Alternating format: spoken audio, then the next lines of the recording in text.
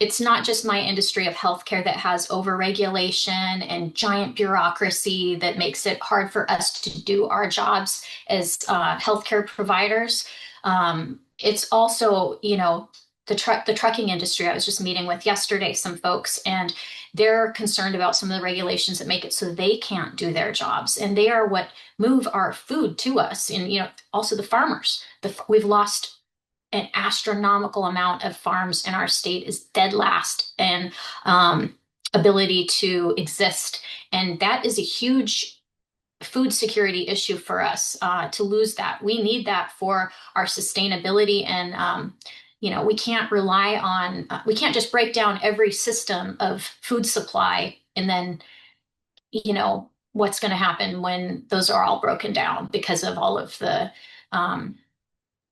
extreme overregulation happening right now with the far left.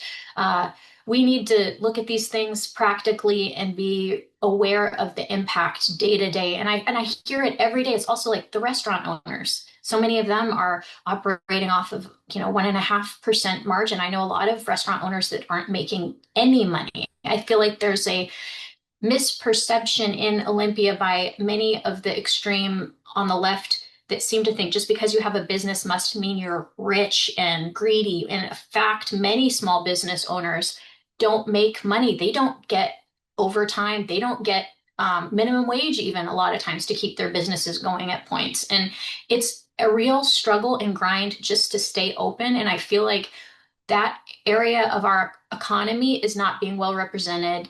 Frankly, they're not talking about it as much as they need to. They're just hitting the exit. And that's going to create a major financial problem for us down the pike, what is happening now. And this talk about the state income tax, even if it gets, taken off the table, the talk of it is going to have a major negative financial impact because I've talked to countless people who are just leaving because they feel like it's hostile attack on anyone trying to do something in the private sector.